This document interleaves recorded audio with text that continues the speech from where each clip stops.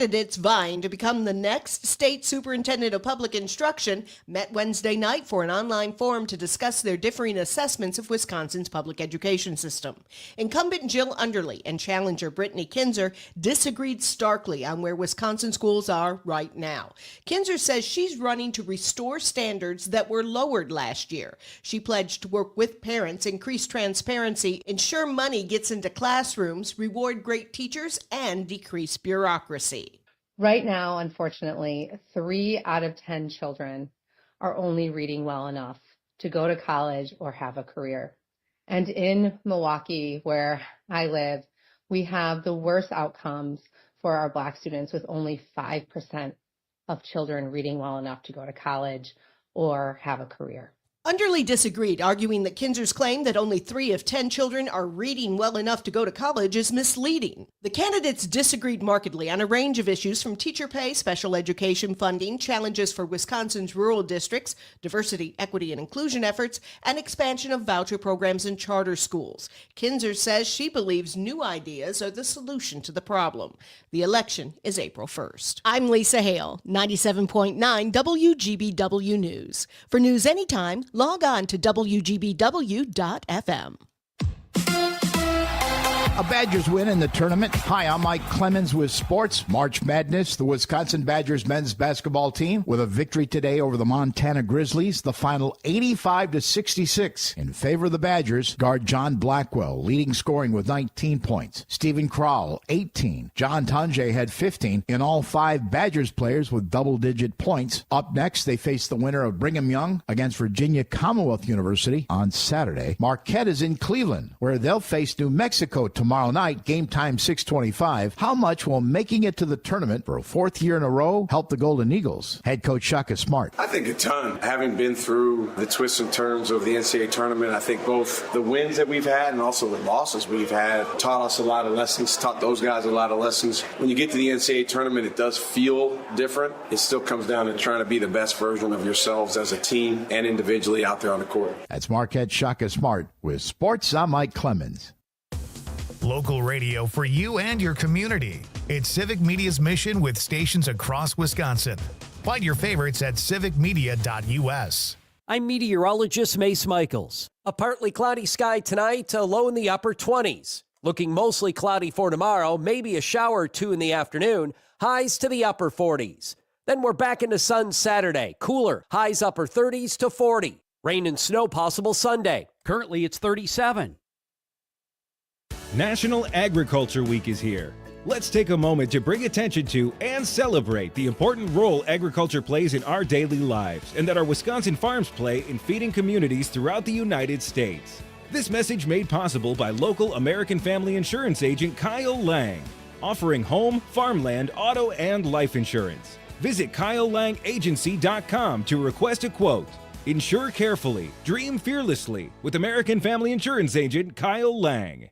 At Civic Media, we encourage active political engagement and remind listeners to think critically about political advertisements you may hear during this critical election year. Our stations are licensed by the FCC and are required to accept all ads for federal candidates. We also air state and local candidates as well as paid ads from issue and PAC groups. Truth is rarely as simple as any political ad may claim. So again, we urge you to think critically about what you hear in the spirit of promoting authentic and respectful civic dialogue. Todd Albaugh. Hey, everybody, join us next time as we continue on location from Richland Center, Wisconsin. We'll have the general manager of WRCO, WRCE.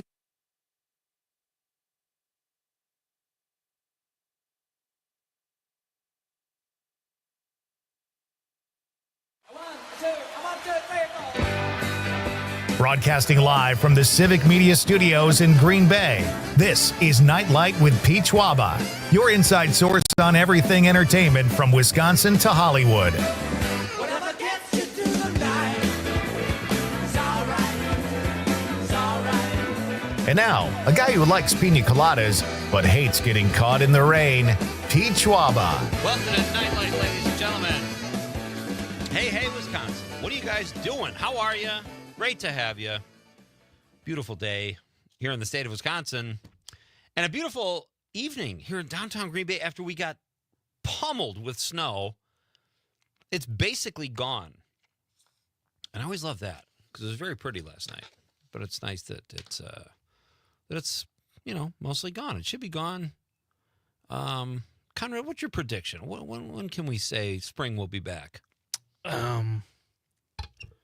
There's supposed to be snow next week, Monday, I believe. So, I don't know. So this morning, I woke up a little early to go to the gym.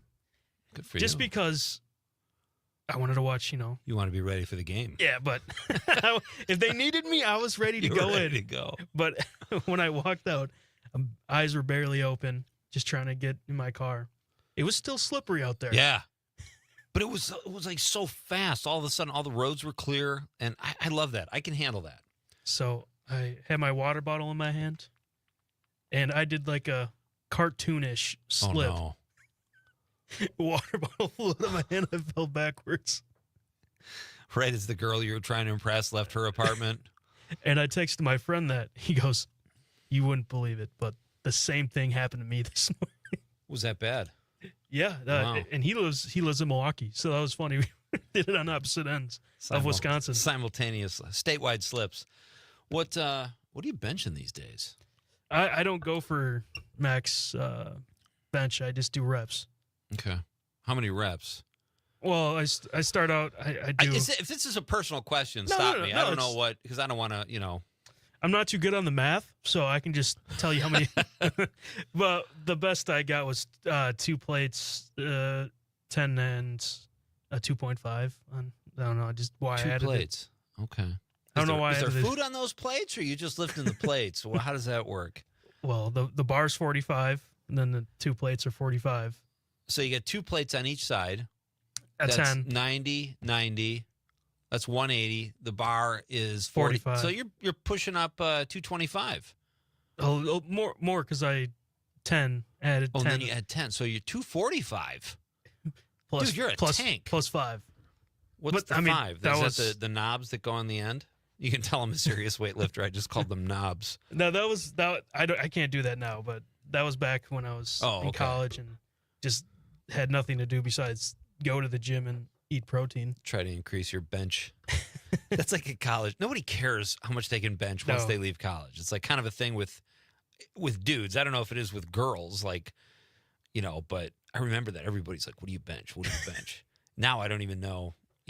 That I remember that was a big like you meet a guy, he's like, "Yeah, I go to the gym. What's your bench, dude? Can you lift more than me?" It seems like kind of because it seems like kind of a personal question. Like you're kind of laying the groundwork for a fight. Oh, really? Okay. Well, I bench this. That cracks me up. I hate my younger self. I'd rather do lightweight and high reps. Yeah. I think that's the best for I think muscle so, growth. too. I do this thing where I look kind of ridiculous. It's this thing where you put on as much weight as you can handle, and you do a really slow resistance. Like you'll pull it up, you'll let it down slowly while you count to 25, back up while you count to 25, and back down while you count to 25. And it's great. It's like 30 minutes a week. That's all you need. And I've stuck with it for about almost 10 years now. I'm not always consistent, Okay. but 30 minutes a week I can handle. So the problem is when you're doing it at the gym, it does not look like that much weight. So you look like you're kind of, I don't know what the right word is, special. I don't know. But you look like you're really struggling with a low amount of weight. And people don't realize, no, this is very hard because I'm letting it down very slowly. I'm not just doing, I don't think the correct way to lift is fast anyways. I think it is slow. And keep your form. I mean, you just got to get rid of like gym anxiety where you care what people actually think of what you're lifting. Like they're doing their own thing. You're doing your own thing. Correct. Yeah, I keep to my own self. And that's why I got like noise canceling headphones. It's like I'm just there by myself, Nice. No, that's what you got to do. And that's why I go at night. I go late at night, and there's like 4 people in the gym. But I typically go in the clothes I wear when I've been on the radio. So I look like an extra nerd because it looks like I'm spazzing out over low weight with like a shirt with a collar and nice pants and tennis shoes. So it's like, what's this guy? I just don't see the point of spending $200 on a workout outfit when I go to the gym once a week to do my weights. You know what? You just go to Amazon. They got some good cheap stuff on there for working out. Workout threads? They got some workout threads All there. right. Maybe I should do that. I don't know. But I'm not really there to impress anyone. I'm just really trying to do the bare minimum. You're just there. You're just like, I was at the gym this week. Let's Yeah. point that out.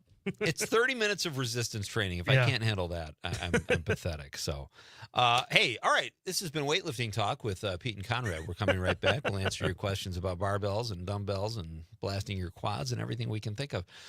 Great to have you with me tonight, folks. This is Nightlight with Pete Schwaba. We are broadcasting from downtown Green Bay, and we have so much fun on a Thursday night. What is Thursday night, Conrad? It is the Christmas Eve of weekdays. It sure is, buddy. And it was a white Christmas, almost Yeah. white Christmas Eve. But fun show tonight. Mike Toomey is coming by, my pal Mike Toomey, at 6:35 to make the popcorn pick of the week. Mike is a comedian who does a Christmas show every year here in Wisconsin. He's well-traveled throughout our state, and his day job is the WGN Morning Show, where he is one of the hosts. And he's just great at what he does and is a phenomenal comedian. One of those guys I looked up to when I started doing comedy and learned so much watching him. I still quit after 7 years, but it was not Mike's fault. So Mike will be here shortly at 6:35. We'll talk popcorn. We'll talk movies. He's got a new thing I know he wants to talk about, a segment he will do. I know we have listeners in Chicago, so they can maybe check out Mike on WGN TV. And then, this is exciting. Northeast Wisconsin's own Lou Lepore will be here. Lou is a magician. I was introduced to Lou by my friend Mike Desitel, who used to work in the news racket here in Green Bay, who lives in Marinette now. And Mike, what am I looking at here? Oh, that's funny. Mike connected me with Lou, and they're both part of this brotherhood of magicians. So I'm excited to talk about that. We've talked a little magic on the show before, but not really done a deep dive, I would say. Yeah, not too much. Yeah. So we'll talk to Lou about a big event they have coming up and a big celebration of Harry Houdini. And that's what I was getting at, folks. I kind of buried the lead. I'm excited to talk about Harry Houdini with another magician who is pretty well-schooled in Harry Houdini's life and in magic in Northeast Wisconsin. So that'll be fun to have Lou here in the studio. And great fun. Today, I'm telling you, I don't know, this... the game today, I don't know how I feel about it. Like, it was a good win for the Badgers, but talk about a lackluster. Neither team looked like they wanted to be there. Like, usually when I sit down to watch something and work, it never works out. Like, I'll sit down to do some work, and I'm like, I'm going to watch this game. And the game is crazy exciting, and I get nothing done. This game today, I was like, the Badgers are up 10. Oh, they cut it to 6. Oh, the Badgers are back up by 15. It was like an easy game to kind of follow and work through. But a good win. They move on. They move on. They face BYU. Yeah. And BYU's a good team, so it's Did going to be a tough challenge. BYU win by a landslide, or how was that game? They won by a decent amount. Yeah, it started out they were up by 20 for most of the game, and then it kind of cut down a little bit towards the end. But okay, yeah, BYU looks good. So Badgers got to step up the pace a little bit, I think, against them. That's the thing that worried about me. Like, that's the thing that worried me was that the Badgers, you know, I feel like when you're in the tournament and you have a little bit of momentum, and I know they lost to Michigan, but they still had momentum, I feel like. And, you know, the two guys I was watching the game with, or the second half at least, they were like, they got to throttle these guys. Like, they should be sending a message. And the Badgers weren't. It's kind of like, I felt like they played like they have 3 championships out of the last 5 years, and they're just getting through this. But no, the Badgers, every time they're in the tournament, there should be some franticness or some urgency there. I didn't see any of that today. The one thing I will say about this is definitely different look Badgers. The Badgers that we've seen before don't score 80 points. They score 60. That's true. You know, and it's just mainly about defense back then. But now I think we got some good offensive pieces. I mean, today, Tanjay didn't even do much, but Blackwell, Amos, who's off the bench, they played really well. So it's just about ball movement, who can do it that day. It sounded like you said bowel movement. Bowel. Whoever can do the bowel movement the best. Serious bowel movements out there today. That's and it makes them lighter on their feet. It was, yeah, exactly. Really very active and agile.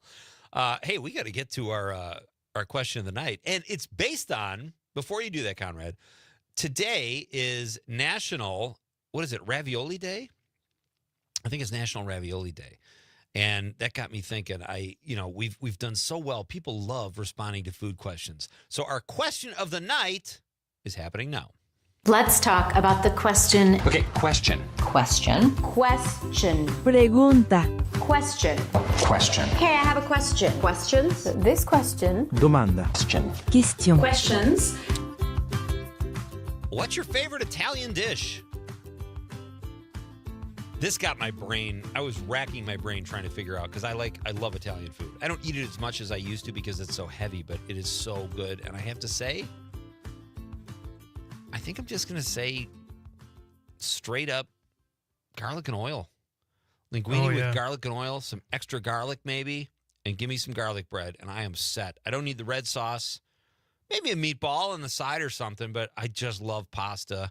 Garlic and oil, baby. That is my favorite Italian meal. That is our question of the night. What is your favorite Italian meal? 855-752-4842, 855-75-CIVIC. You can text us on the app or on the stream. I was just about to ask Conrad his favorite. We got a phone call. So your favorite Italian meal, folks. And if you're watching on the stream, you're going to see we have an in-studio guest tonight, which is exciting. At 7:20, Lou Lepore will be here. So if you want to see on the stream, I think Lou is going to try to do some tricks, too. And magic tricks on the radio are tough, but if Lou is here in person, you should definitely check it out on the stream. He's actually going to be over stream. No. Lou is? Yeah. Oh, I thought he was coming in. No, he's going to be over stream, but he's still going to do some tricks over it. So even he's going to be on the stream. So if you want to tune in for that, you'll be able to see what he's going to do. God, I put on deodorant for nothing. No offense. I was about to say, come on. So you got to answer. What is your favorite Italian meal? I will tell after the break because it's a little longer. Well, that must be a hell of a meal. It is. Okay, all right. We're going to do that. You find out find out Conrad's favorite Italian dish coming up. We're going to talk about Ferris Bueller. That dropped today, years and years ago. It's Pete Schwaba and Nite Lite on the Civic Media Radio Network.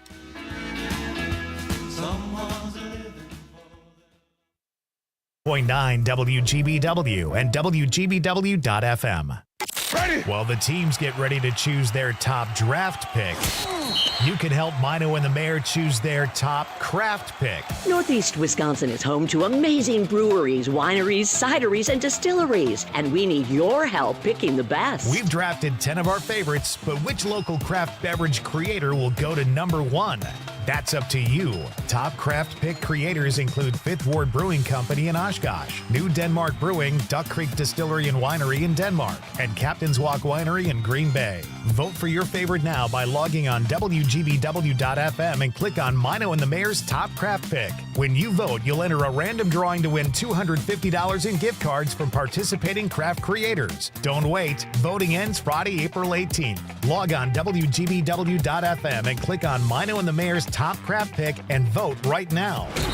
Mino and the Mayor's Top Craft Pick, drafting Northeast Wisconsin's finest one sip at a time.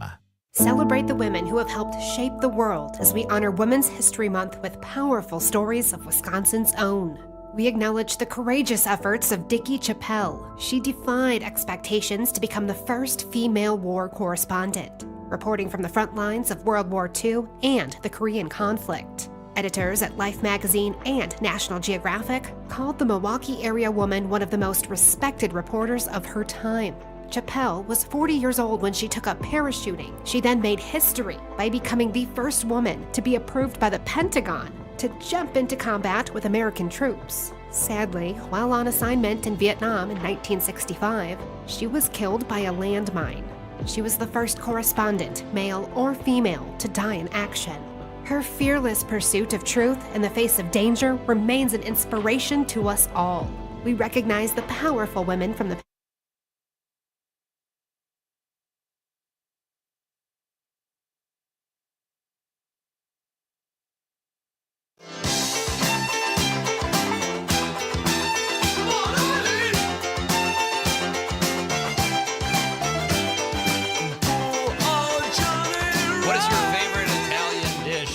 National Ravioli Day. Everything has a day. Everything has a day, whether they deserve it or not. It's kind of insane. But today is National Ravioli Day, so our question of the night is, what is your favorite Italian dish? I went straight up old school, not even old school, just very kind of plain Jane-ish linguine with garlic and oil. Extra garlic. And when I'm in a restaurant, there's a restaurant up in Peshtigo I go to sometimes called Luigi's. And I'll say, double the garlic and then double that.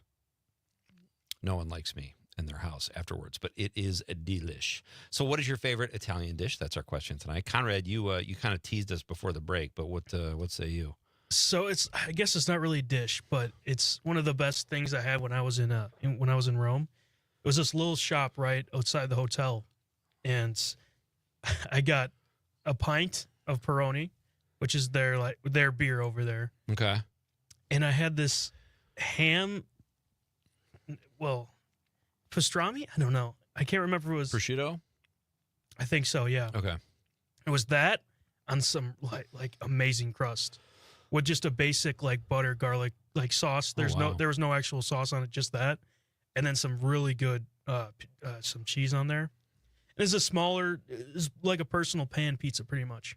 So pizza. So it was that, the pepperoni, and just the sides. That was my favorite thing there. But it's kind of like a designer pizza almost, or a... Yeah, I would say, it was a gelato spot. Interesting. But they had they really advertised the gelato, but you go inside there and it's just like, there was like 5 pages on the menu. I don't even need the red sauce anymore. Yeah. I love the garlic. Scott from the 608 says, in my 50s, it's how long do you plank? Yes.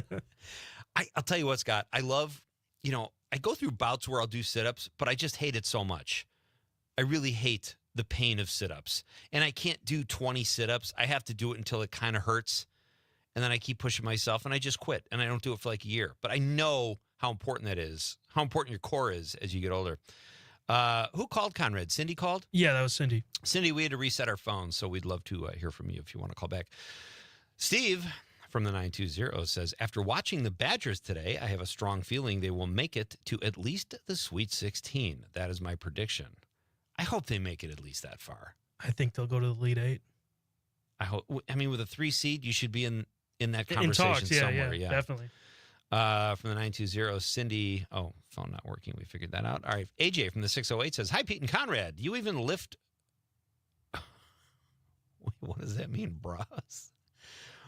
Is AJ taking a shot at us, Conrad? Because AJ is spelling bras, BRAHS, like bros, bruh. Bruh. So AJ's like, do you even lift bras? I think that's a challenge. Yep. Listen, I will bench 100 pounds. There you go. I don't even need a spotter for that. And I'll do it on the stream, AJ. AJ says, I love piccata, chicken or seafood. Make it simple and delicious. Butter, lemon, and capers. Oh, man, that's good. Yeah, you can't go wrong. Lemon's the other thing. Garlic and lemon, put as much of it on as you want. I'm still eating it. From the 608, Anna from Madison says, my favorite Italian food is manicotti with a glass of Prosecco? Prosecco. Prosecco. I thought Yep. so. Is that spelled right? I don't know. I thought it was like a derivation of Prosecco. And tiramisu for dessert. Oh, very nice. Anna, doing it up right. Steady Eddie. A little early for Steady Eddie. Yeah. He must have set his alarm. But I love it. Steady Eddie, as you know or may not know, is in the 608. He says, Pete, I'm impressed by Conrad. Thank you. Well, who isn't? What are you bench pressing these days, Pete? Lately, I'm focusing on 12-ounce curls at the gym. So that's not beer. That's the joke. But Steady Eddie is just curling actual 12 ounces of weight. He says a bar that's around the corner just down the street. I get it. The bar is called the Gym. Did you get that? That's a pretty sick name for It's a bar. Pretty sweet name. I feel like I've either heard of that or, well, it'd be in the 608, so maybe Madison. I don't know. Steady Eddie, a little early for you, buddy, but I like it. You still brought it. Tyler from Wisconsin Rapids says, Sophia Loren on the beach. Yeah, scrap my order of garlic and pasta. I'll take Sophia Loren on the beach as well. I didn't mean that the way it sounded, but that's a lovely image.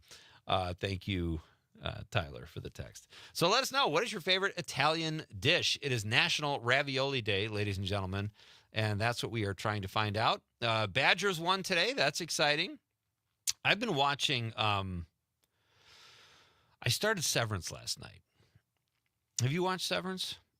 I got through 2 episodes. I don't know. It kind of dragged for me. I didn't get back into it yet. Okay. I didn't. I like it. I watched 1 episode, and the show is so popular.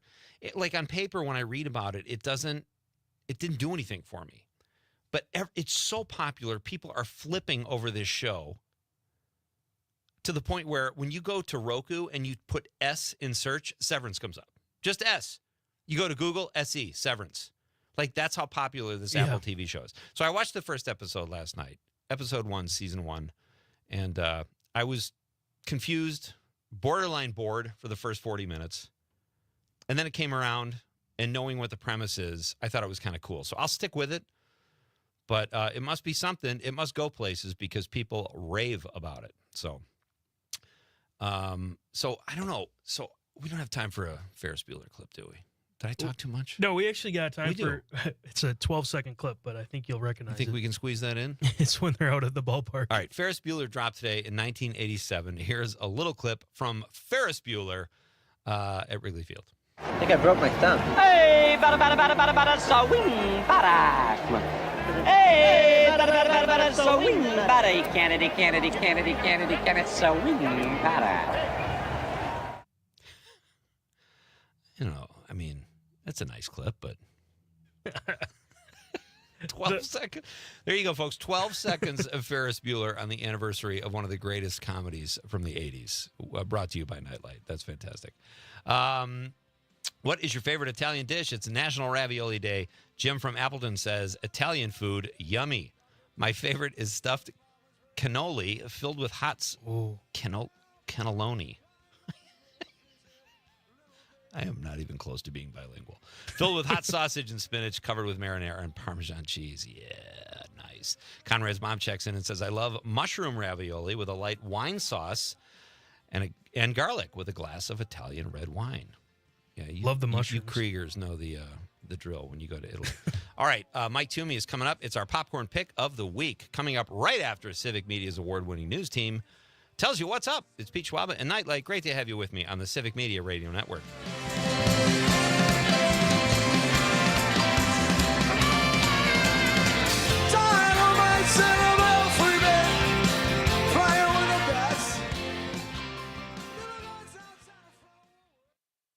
This is the talk of Green Bay, WGBW. Your news, conversations, and a whole lot of fun. It's all on your local Civic Media radio station or the Civic Media app. From local news to what's going on around the state, Civic Media's mission is to bring you real news and great conversation.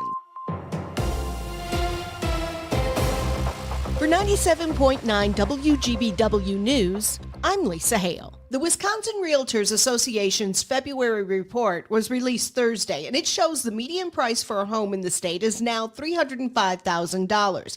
That's almost an 11% increase over 12 months. The lack of available housing inventory means it's still a strong seller's market. Mortgage rates are up a bit. Average 30-year fixed mortgage rate is 6.84%, up from 6.78% in February of 2024.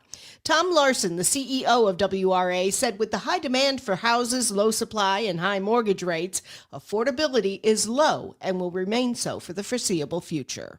Snowy owls are so rare and beautiful, and we now know how a snowy owl that was found in New Glarus died. Brittany Merlot tells us more. Early last month, a DNR conservation warden collected the bird and submitted it to the National Wildlife Health Center in Madison for diagnostic testing.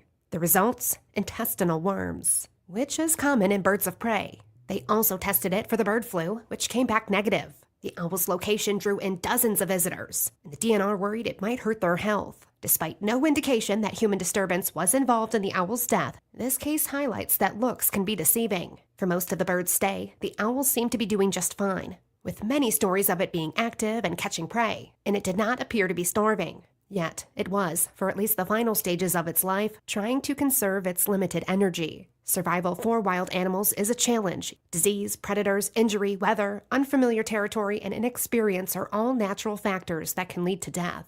I'm Lisa Hale, 97.9 WGBW News. For news anytime, log on to WGBW.FM.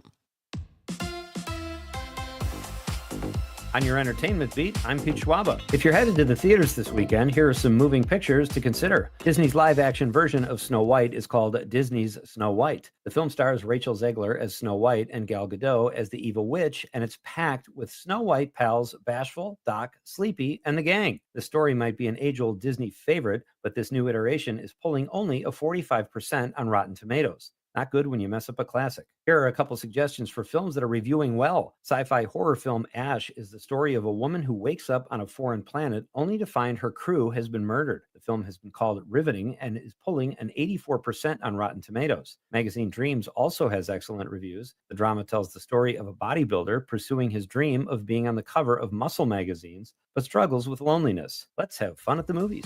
For more showbiz fun, tune in to Nightlight with me, Pete Schwaba, weeknights from 6 to 8 p.m. on the Civic Media Radio Network. You can always continue the conversation on social media. Share your thoughts when you find and follow Civic Media on Facebook, X, and Instagram. I'm meteorologist Mace Michaels. A partly cloudy sky tonight, a low in the upper 20s. Looking mostly cloudy for tomorrow, maybe a shower or two in the afternoon, highs to the upper 40s. Then we're back into sun Saturday, cooler, highs upper 30s to 40. Rain and snow possible Sunday. Currently it's 37.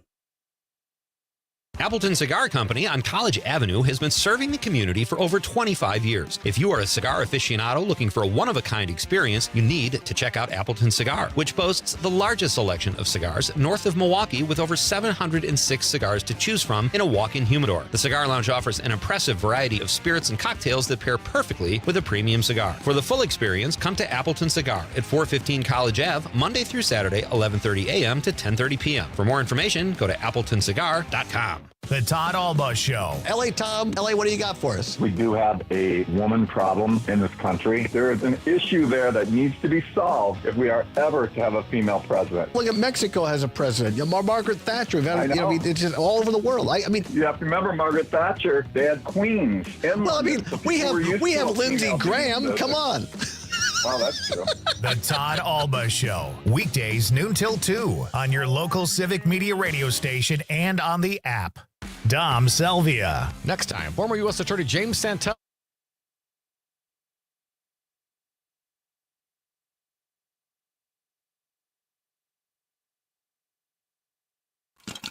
It's time for the Nightlight Popcorn Pick of the Week, where we recommend a movie that you'll either enjoy or won't.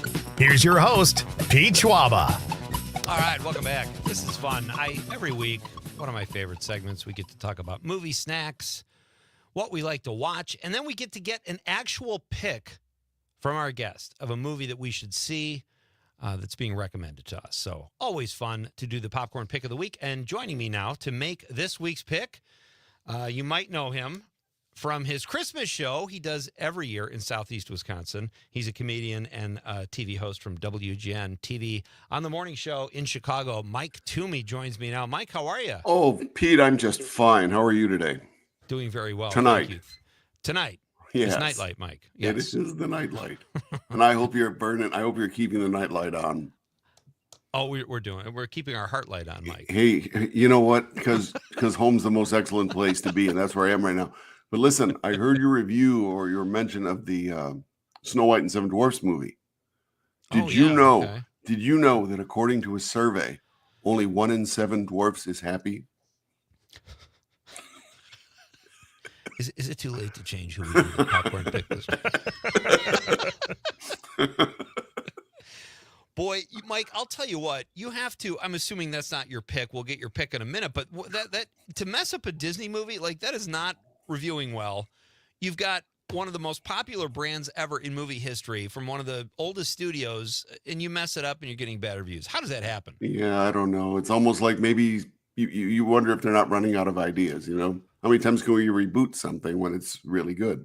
It's awful. It's just 46% it's getting on Rotten Tomatoes. So thank you for I assume that's not your pick, and we'll get to your pick. But how are you? Did Mike freeze? Yeah. Look at Mike's frozen.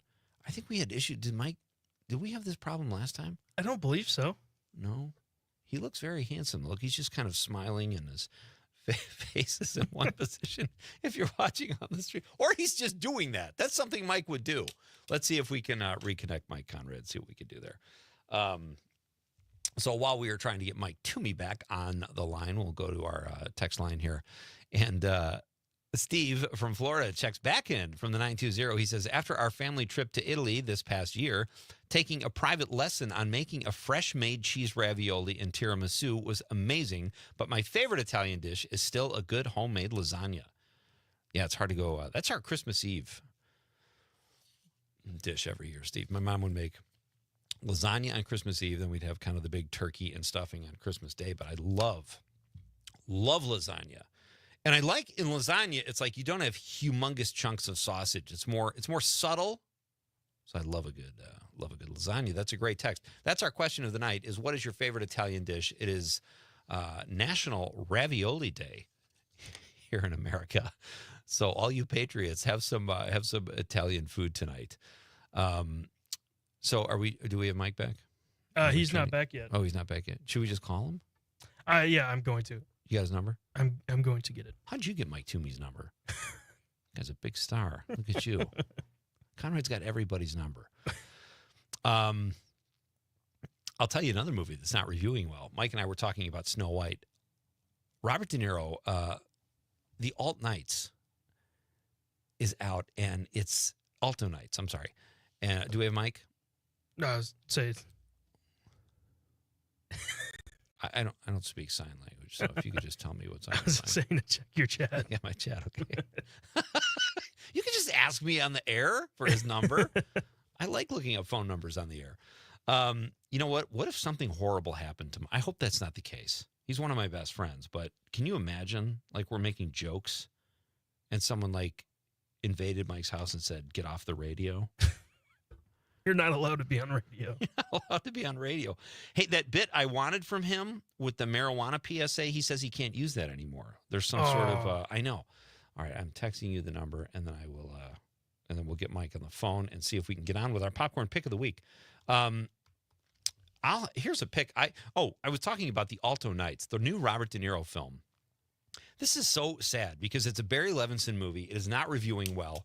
And it's the story of Frank Costello and Vito Genovese in New York. De Niro plays both roles.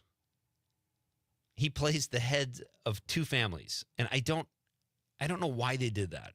Rob Thomas was on last night, and he said, couldn't they get Joe Pesci or something like that? But it's just like a gimmicky thing that I don't think you need. Like, those are two interesting enough guys. They led 2 of the 5 New York families in the mob. You don't need to do a gimmick like that. And you got Barry Levinson directing. I don't understand why they were doing that. You had to reset the phone again. How do you do that? It's okay. We've got we'll get Mike on the phone. We're resetting our phone, and then we are going to reset our hard drives because someone got. I'm concerned about Mike. That's all I'm saying. And I will drive to Chicago tonight to defend my friend. Mike's going to make the popcorn pick of the week as soon as we get him back here once our phones are reset. But I was talking about the Alto Nights, and it's Robert De Niro. Barry Levinson is the director. Why do you have to have De Niro play the two leads? I think that would be very distracting. And it's totally unnecessary. And I think when you do that, when you have a big-time director and a big-time actor with a studio behind it, I don't think that's going to help you with critics. So the good thing is if you like De Niro and Barry Levinson, maybe this film is not as bad as critics are saying. Maybe they don't like kind of the smugness of this gimmick of De Niro playing 2 roles. So it'll be interesting to see what happens with that. I'm anxious to see the audience reviews on Rotten Tomatoes after this weekend, which is opening weekend. You know what my theory is? Yeah. They only had one. They only had a budget for one big actor. Okay. So they said, well. So here's my response to that. Go out and get an actor who's not as well known. You still got Robert De Niro on your marquee. Didn't think of it. Yeah. You were going to talk the other night, too. We haven't gotten to this yet because we keep getting distracted, but The Electric State. Was it terrible? I still can't bring myself to watch it, given the reviews. I can't remember if it was yesterday. Yeah, I think it was yesterday in the beach. He said it wasn't reviewing well. Right. And I can see probably, because they did have such a big budget for what the movie was, I think. But I think the story is really nice, you know. Oh. But it's kind of funny how her brother is like the Albert Einstein. And she goes to college in like 9th grade or something like that. And they go into battle with robots because the robots are sick of working for humans, like that do like, you know, like hair cutting or stuff like that. So it's like a huge war between USA versus the robots. The robots are winning, and then this guy makes a software where the humans control robots but aren't in it. You know what I mean? They put headsets on. Right. And how they got to that is that they took the brother and put him in like I don't even know how to explain it. They put him in it, connected a bunch of things to it, and that's his brain was powering all of that software. Wow. Yeah. So if that review is any indication, Conrad just explained the movie, The Electric State. The movie is getting a 15% on Rotten Tomatoes. 15? I would give your review a 30%, so your review is more exciting than the movie. However, 72% of audiences like the film. And I think people just like to hang out at home or whatever, but audiences seem to like it more than critics. But I feel like there's a stigma. You know, when Chris Pratt makes a movie or Ryan Reynolds, you kind of know what you're going to get. I feel like that's the same type of deal.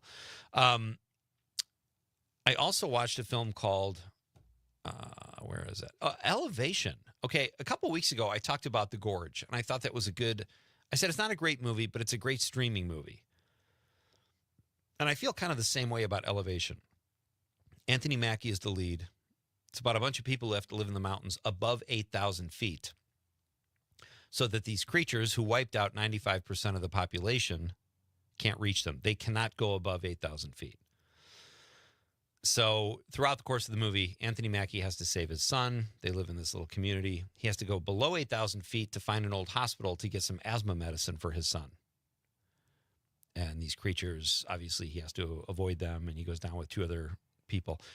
It was good. I mean, I enjoyed it. They explained how the creatures came to be and how they've been living in the middle of the earth for centuries, waiting to hatch and come up and take over the world.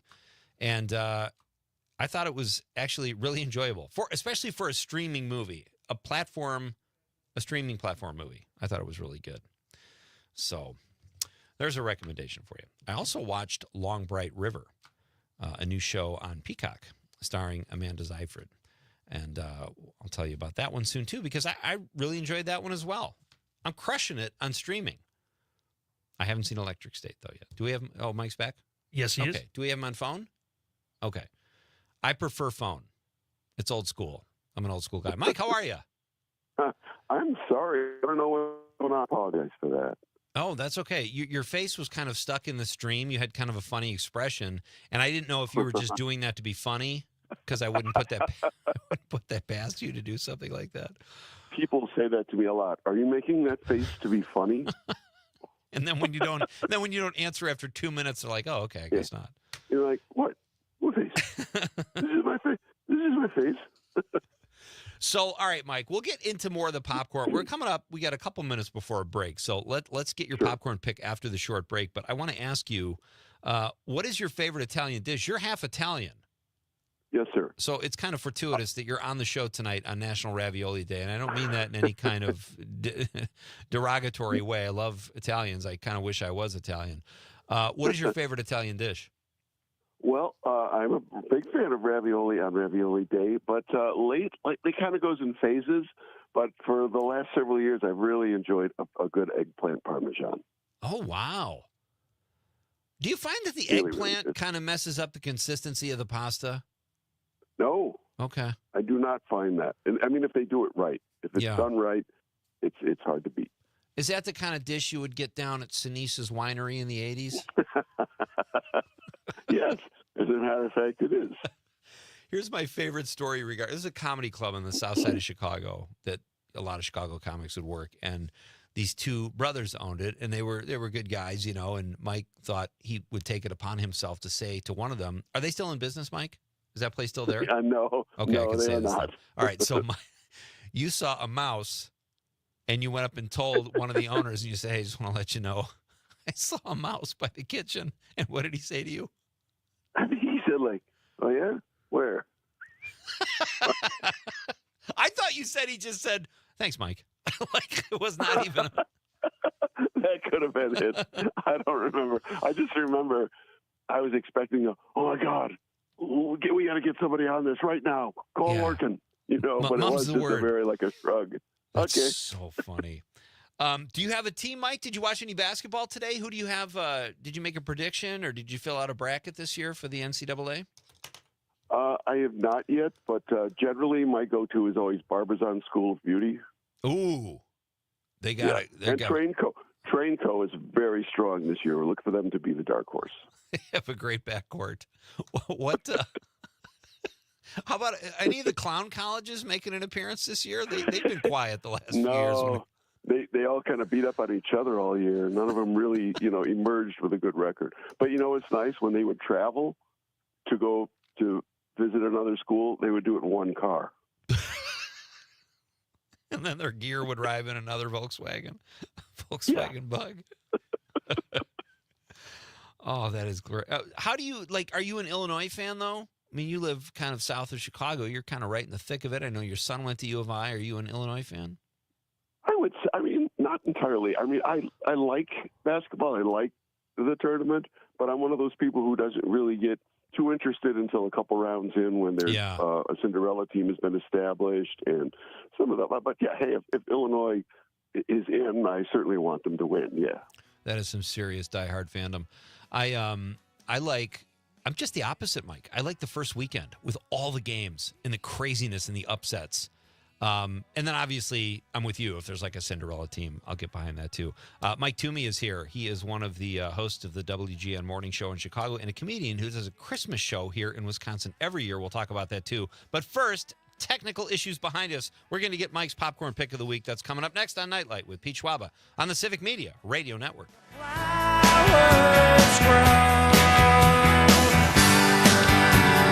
Gold and silver shine.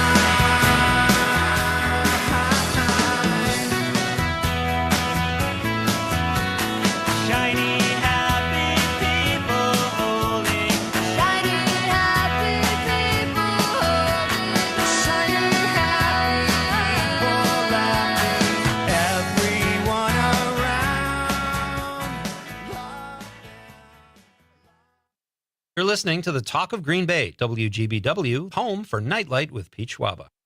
If you're living with dry age-related macular degeneration or dry AMD, you may be at risk for developing geographic atrophy or GA.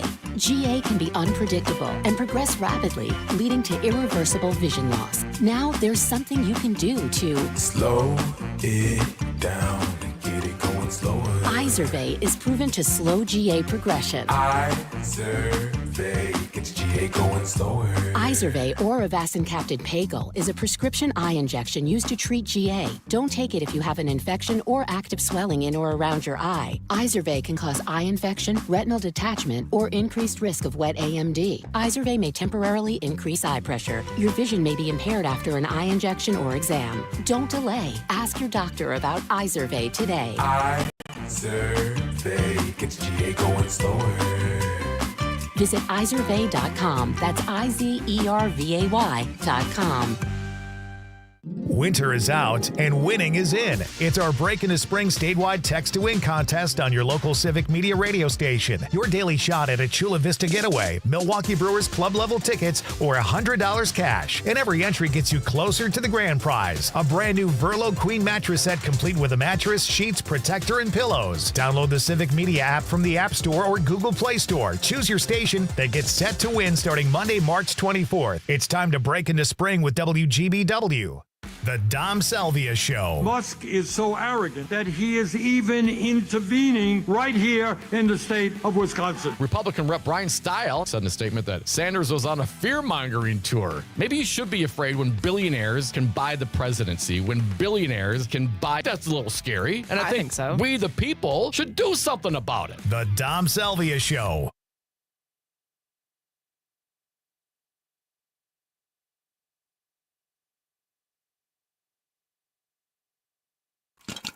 It's time for the Nightlight Popcorn Pick of the Week, where we recommend a movie that you'll either enjoy or won't. Here's your host, Pete Schwaba. That is right, ladies and gentlemen. It's the Popcorn Pick of the Week. Great to have you with me on this Thursday night. My guest giving said pick is Mike Toomey. He is one of the morning hosts of the WGN Morning Show and a hilariously funny stand-up comedian who is well-traveled through our state and does a Christmas show here every year in southeast Wisconsin. We'll talk a little bit about that. But, Mike, let's talk popcorn. Let's talk movies. What do you have a favorite movie snack? Well, I used to get the, we used to do the thing where you go to Walgreens first and get the giant box of Raisinets, the snow caps, and then stuff them in your clothes, and they rattle when you walk in, like you're really getting away with something, and they know that what you're doing. But nothing in particular. But yeah, the big box, the big Raisinets, the snow caps, and what is the other thing that it has a name you can't pronounce, but it goes with those? Goobers? There it is. I have the worst time pronouncing the word goober. It's an absolute horrible name for a snack. Candy's good. Yeah, it's a terrible name for a snack. But I have ordered them. My wife gets Raisinets. I get the Goobers. I don't think they make either one of them anymore. Maybe they still make Raisinets, but I'm pretty sure you can still score some Raisinets. You think so? You got a guy? I got a guy. All right. I think that's the way to do it, too, is to go to the store first. And I haven't done that in so long. But I used to love going on the road with comics because they would, like, Rich Brown would sneak a beer in, and you'd be watching, like, you'd have the opening credits. It's 3 o'clock in the afternoon, and you'd hear, psst, like, everybody. What do you have? How do you like to watch movies, Mike? Do you like to go to the theater, or do you have a game plan at home? Do you like to stream? What's your tactic? We have really become quite the streamers of late. Yeah.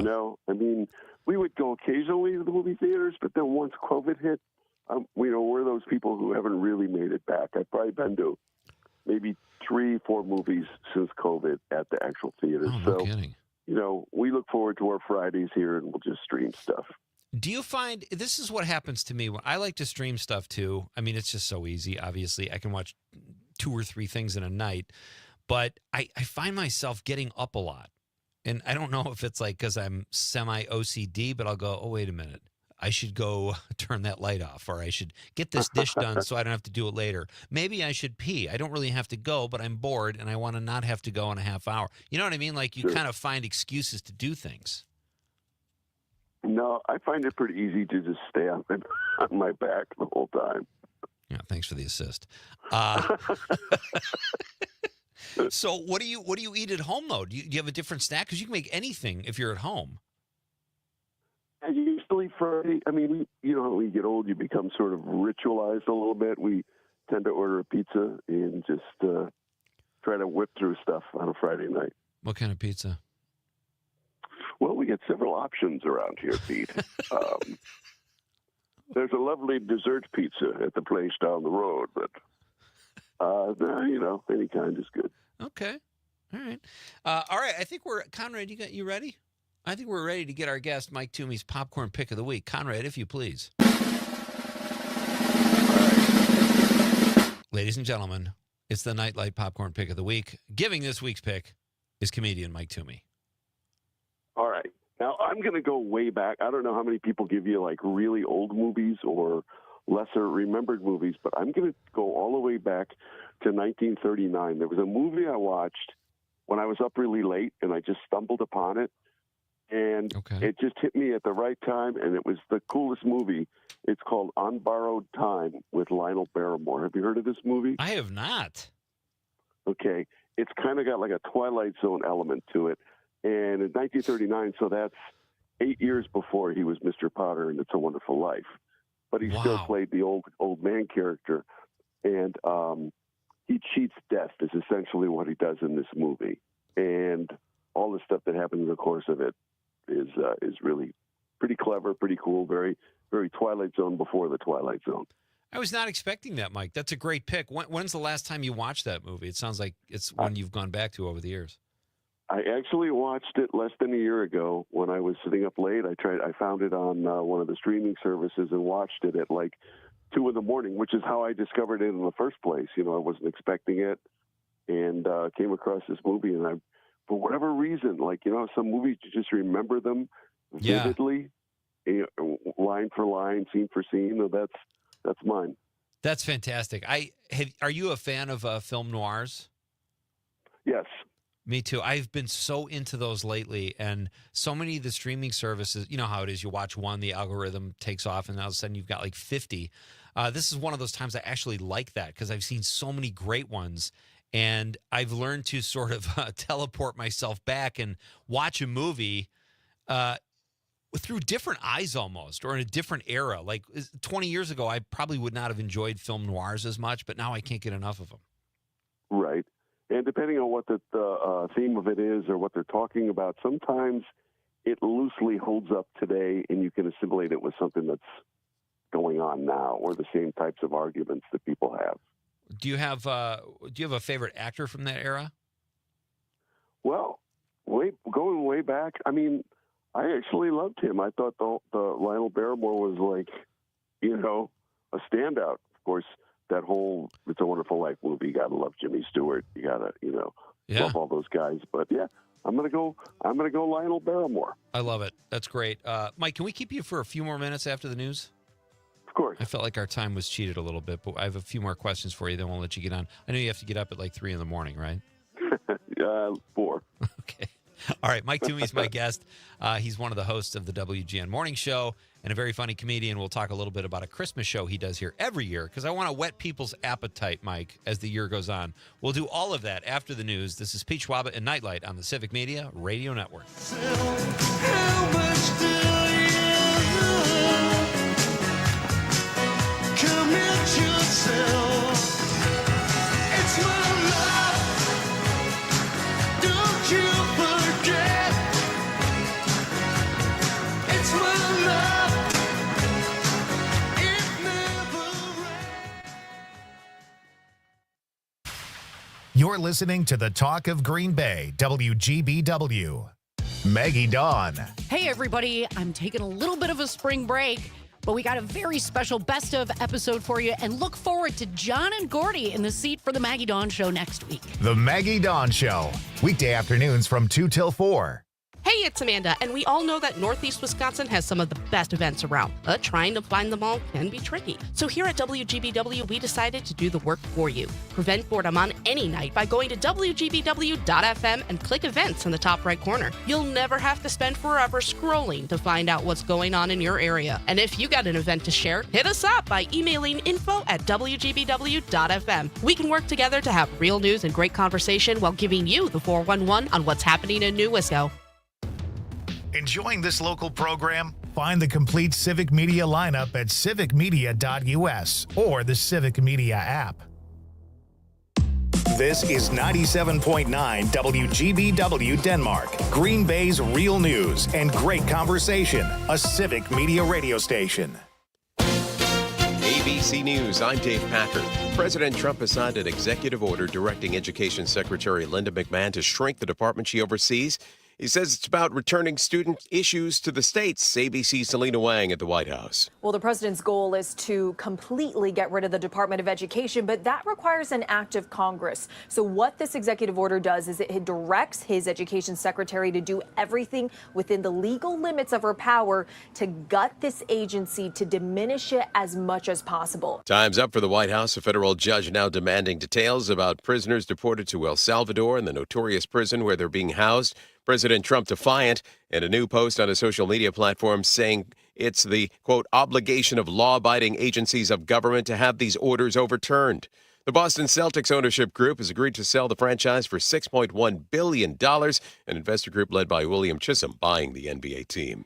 This is ABC News. This is your local Civic Media radio station. Want to hear even more? Anytime? Find all of it at civicmedia.us. For 97.9 WGBW News, I'm Lisa Hale. Skipping school could mean breaking the law once again in Appleton. The Appleton Area School District is asking the city to consider reintroducing a truancy law.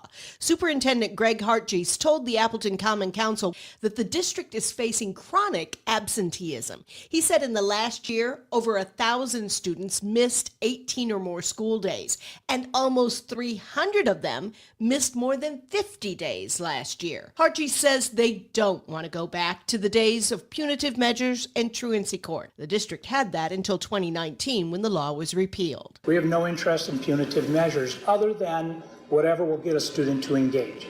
We need something to reach students who currently just simply aren't coming to school. The Appleton Common Council took no action on the issue. If it reintroduces a truancy law for the city, it will be at a future Common Council meeting. The public transportation system in Oshkosh, Go Transit, is reducing its paratransit hours. The paratransit system, known as Go Plus, will be available Monday through Saturday from 6 a.m. till 10 p.m. and Sunday from 7 a.m. till 3 p.m. starting April 1st. This eliminates its current 24/7 availability. Officials say the change will allow them to have more drivers during peak service hours. Paratransit provides door-to-door transportation for people with disabilities who can't use regular public transportation. Paul Bunyan would be mighty proud of what's going on in the Brew City. Stuart J. Waddles has more. Construction has kicked off on a groundbreaking skyscraper in downtown Milwaukee. It's a 31-story mass timber building called the Edison. The wooden Goliath is set to claim the title of North America's tallest timber tower. The project will use over 100,000 cubic feet of lumber. I'm Lisa Hale, 97.9 WGBW News. A Badgers win in the tournament. Hi, I'm Mike Clemens with Sports. March Madness, the Wisconsin Badgers men's basketball team with a victory today over the Montana Grizzlies. The final 85-66 in favor of the Badgers. Guard John Blackwell leading scoring with 19 points. Stephen Crowell, 18. John Tunje had 15. In all, 5 Badgers players with double-digit points. Up next, they face Brigham Young on Saturday. Marquette is in Cleveland, where they'll face New Mexico tomorrow night, game time 6:25. How much will making it to the tournament for a 4th year in a row help the Golden Eagles? Head coach Shaka Smart. I think a ton. Having been through the twists and turns of the NCAA tournament, I think both the wins that we've had and also the losses we've had taught us a lot of lessons, taught those guys a lot of lessons. When you get to the NCAA tournament, it does feel different. It still comes down to trying to be the best version of yourselves as a team and individually out there on the court. That's Marquette Shaka Smart. With Sports, I'm Mike Clemens. I'm Lisa Hale with WGBW News. Your news roundup in quick podcast form. You can find it anywhere at the WGBW website, WGBW.FM. I'm meteorologist Mace Michaels. A partly cloudy sky tonight, a low in the upper 20s. Looking mostly cloudy for tomorrow, maybe a shower or two in the afternoon. Highs to the upper 40s. Then we're back into sun Saturday. Cooler, highs upper 30s to 40. Rain and snow possible Sunday. Currently, it's 37. Teachers are dynamic leaders shaping a new generation. They bring a variety of perspectives from diverse backgrounds, innovating how they teach to prepare students for our fast-changing world. They're skilled experts, discovering a universe of solutions, telling stories, inspiring, mentoring, connecting cultures, leading by example. Teaching is a journey that shapes lives. Are you ready? Explore teaching at teach.org, supported by the U.S. Department of Education and 1 million teachers of color. Reviewing the week's legal news with a friend of the court. Well, I'm looking forward to Saturday morning. I haven't missed one.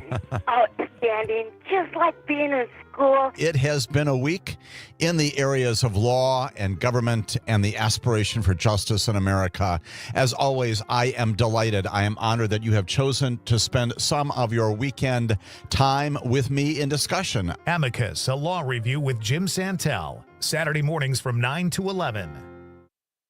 John Mino and Jim Schmidt. On Friday's show, Dr. Ryan Burns joins us from Bellin Sports Medicine. New Denmark Brewing and Distillery stop by for the top craft pick promotion.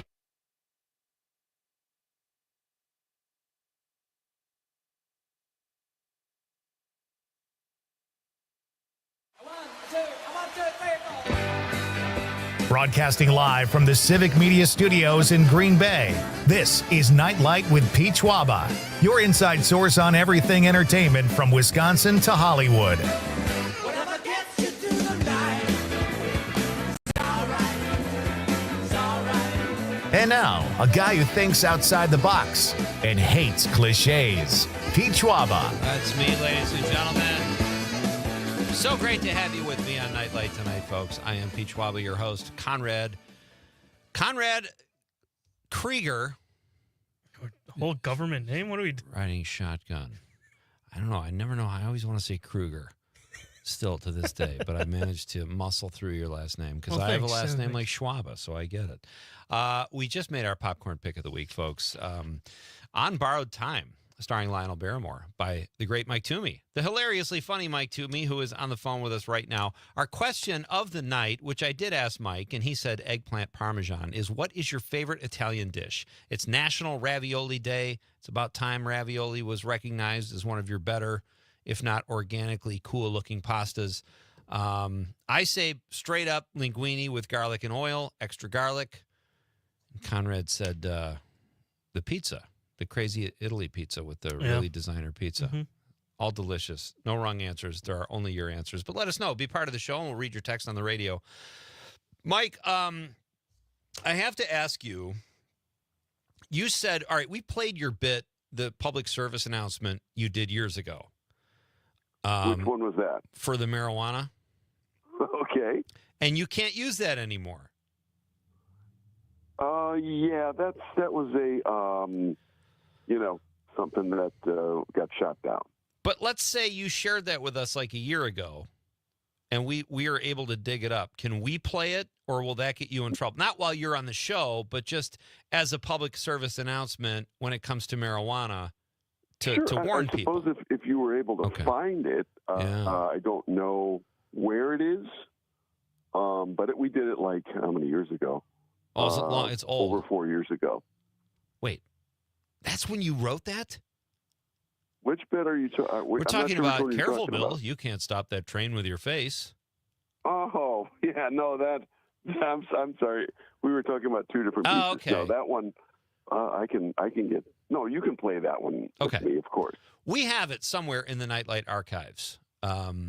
We have somewhere, right, Conrad? Or should we have Mike resend that at some point? Okay. If you don't mind sending it, Mike, in the near future, we can. I just want to get the word out about marijuana. I think it's very dangerous. I'm happy to do that. Yes. I don't even smoke it, and I'm not. You do a lot of drugs, right, Mike? Oh yeah. Right now I am.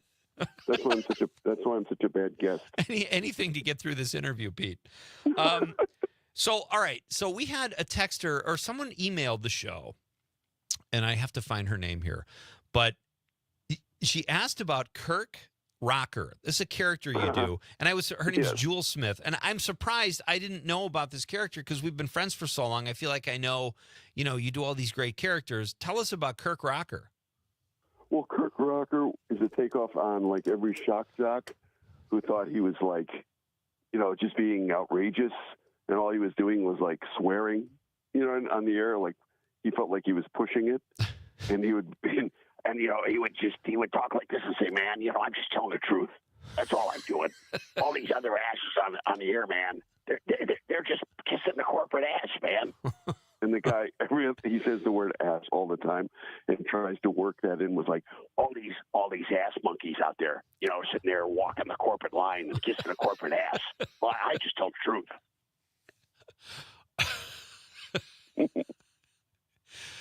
Mike Desitel on the stream just asked, can Mike do his Batman impersonation? You got some Batman for us? And if not, that's okay because we have a clip we can play. I'm more than happy to do it, citizen. Mike Desitel comes from the burg of Marinette, Wisconsin, one of my favorite cities in the world. Good day, citizen. Very nicely done. He also wants to know what's your favorite candy bar. See, this is what happens, Mike, when you come on the show. Your fans come out in droves. I think Mike would be one of the first to tell you that I have 82 favorites.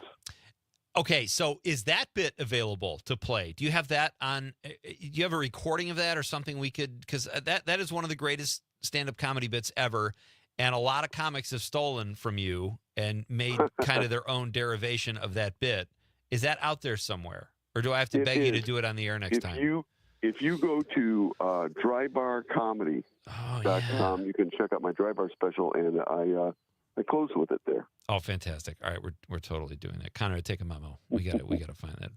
All right, last question for you, Mike. Then we'll let you get to bed. What are you binge watching? Anything? We talked about movies. What shows are you watching? I know you and Beth last time you guys were watching something you shared, and I want to say we watched the White Lotus. We actually are caught up with that, so we have to wait for it every Sunday to watch it. Are you watching that one?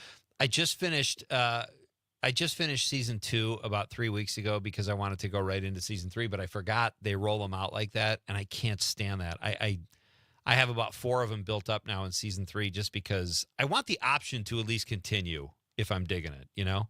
Right, correct. And I thought that's fun.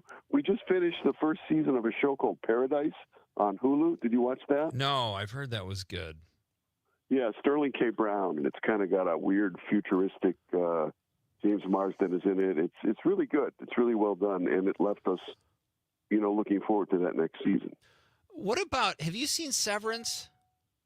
No, but that's what everybody's talking about right now. Okay. I just watched I was saying in the open, I watched the first episode of season 1, the pilot, last night. And I just, like the first 40 minutes, I'm like, come on, pick up, go somewhere, and then it kind of pays off. And the premise is interesting. But like I was saying, you can't, if you go to Roku and you just type in S, Severance comes up.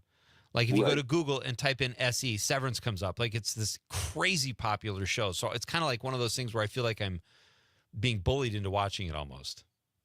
Right. But I'm hearing from my friends the same thing you're hearing, that you keep waiting for it to pick up. And it's so far from what I'm hearing from my friends, where they're at, not there yet. Really? All right. Well, something must happen. I mean... But it must be great. It must be good. Yeah. Right? That's what I'm thinking. All right. You just sent the evil weed bit. So, Conrad, I just sent that to you. Let's see if we can pull that. We can play that later in the show. Awesome stuff. Mike, thank you so much for being part of the show, as always. Oh, a quick plug for your Christmas show. Yes. We do those every year. Usually it goes at the weekend after Thanksgiving, but we haven't finalized that yet. But I will come back with you and talk about it. Are there still tickets left for this year's show? Listen, I know this isn't current, but I'm trying to plant the seeds, because last year when we did this, I got my dates mixed up. I don't know what happened, but you were like, it was last week. I was like, no, we talked about it in April and September, but I missed the actual show. So this year we'll be more on it. All right. And I just sent you the other one, too. Oh, you sent the Greyhound bit. One as All well. right, fantastic. All right, we got serious Mike Toomey coming up in the near future on Nightlight. Thank you, buddy. Always fun to talk. And thanks for the movie recommendation. Love it. Thanks, Pete. All right, see you, buddy. Bye. That's Mike Toomey. His show is every year down in Kenosha. It's a Christmas show. It's Mike Toomey and Friends Christmas show. It's so much fun. And I will keep reminding you guys as we get closer. I know we've got time. But I just, if you live in Southeast Wisconsin, I don't want you to miss it. So, all right, we've got some texts we got to get to here tonight. Our question of the night is, what is your favorite Italian dish? It's National Ravioli Day. And we've got, Steady Eddie is doubling up today. Did you see that? I did. Two texts in the same show. And we'll get to that one, too. This is exciting. Monica from Mount Horeb says, penne arrabbiata. Best Italian food I've ever had was in Dublin, Ireland. Interesting. Best Chinese food was in Mexico City. What the heck? That's awesome. She says, go figure. That's a pleasant surprise, though, when you get there and find something you're not expecting. It's a vacation for your palate as well, Monica. Thank you for the text. Steady Eddie from the 608 already has some text street cred to his name tonight, and he's coming back. He says, when I was a little kid, my favorite Italian dish was my mom's paschetti. Now I enjoy my own homemade spaghetti. It tastes even better when I eat it listening to Nightlight. Eddie, you are the best. Thank you, sir. He says, I like to keep it simple and delicious. I'm not fuzzy. He likes his pasta I almost made a joke you can't make anymore. And how sad is that? Steady Eddie, thank you, buddy. Great to have two texts from the same show from Steady Eddie. I love it. Let's do some Ferris Bueller. Yeah. Because Ferris Bueller dropped on this day in 1987, starring Matthew Broderick.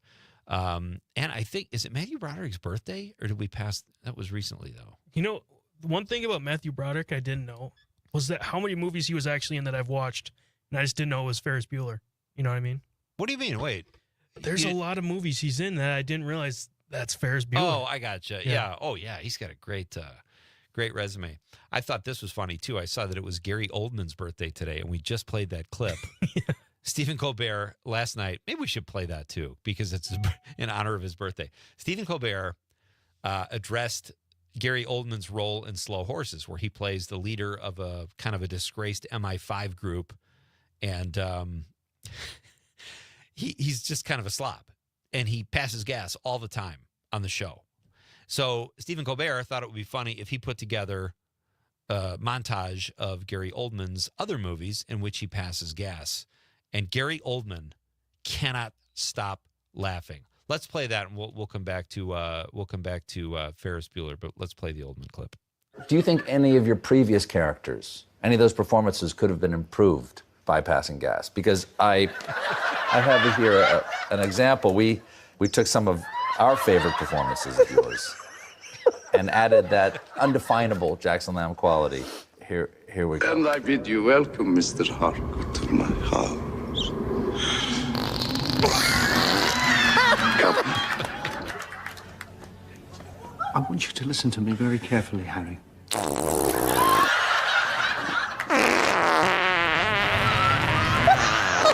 That's brilliant. That's fantastic. Get off my plane.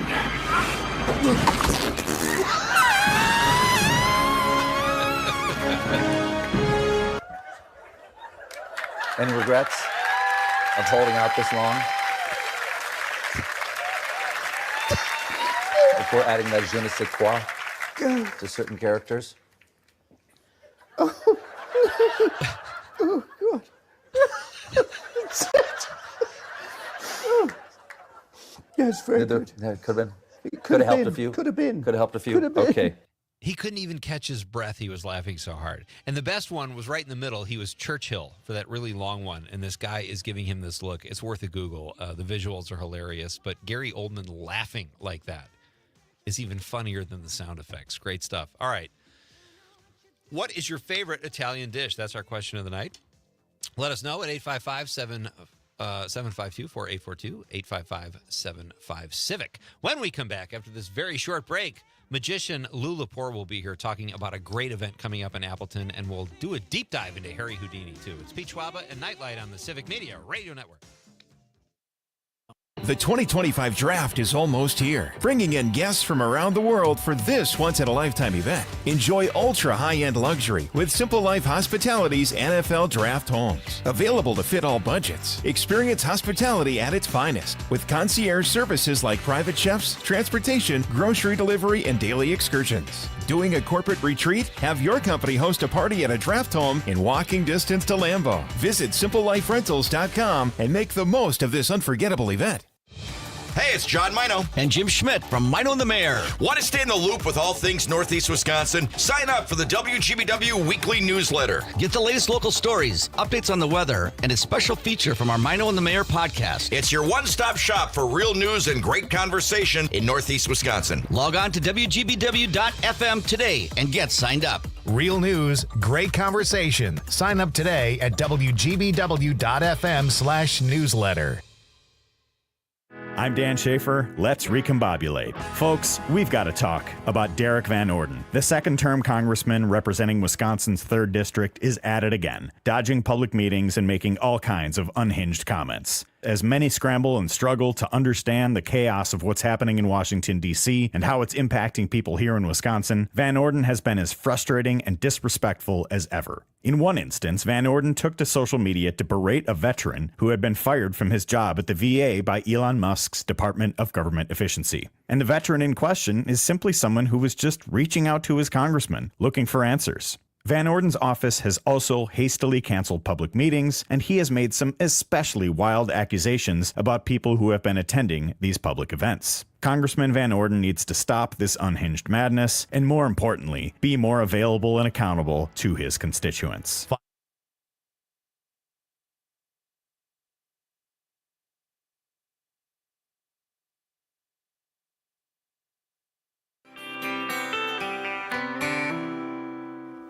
There's a problem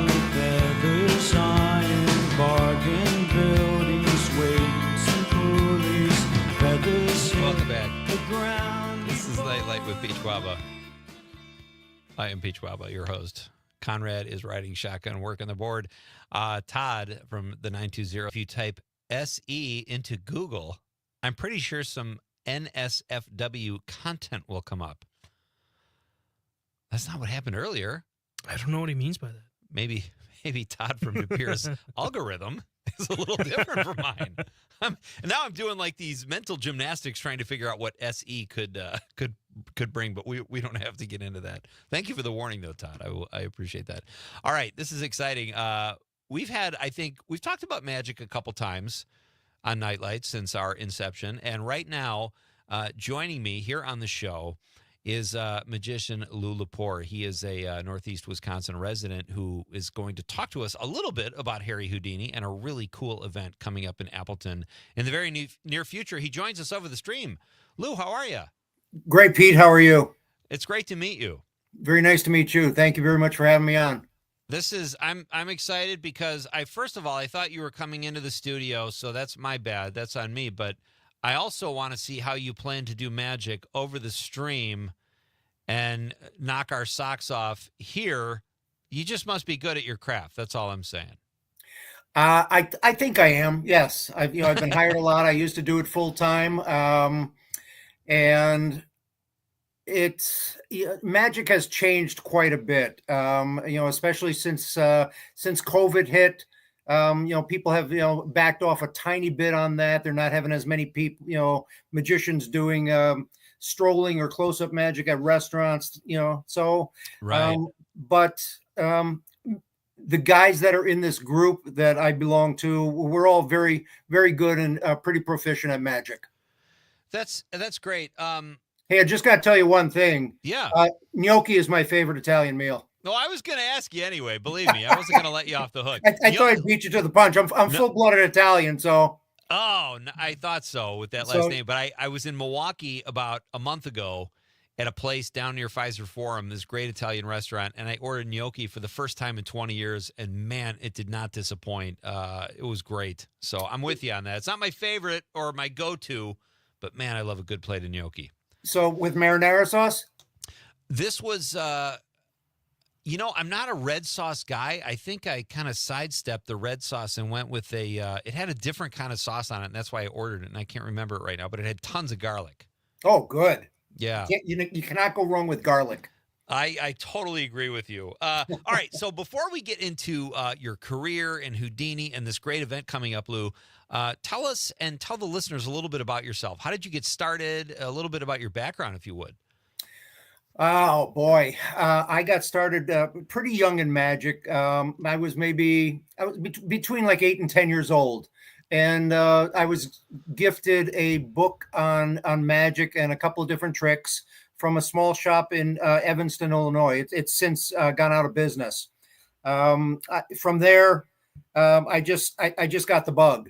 It wasn't really a performing bug, so to speak. It was more of and still to this day, when I look at something and I figure out how it's done, or I read how it's done, that's what really got the bug in me. It intrigued me as to how things, the modus operandi behind the magic.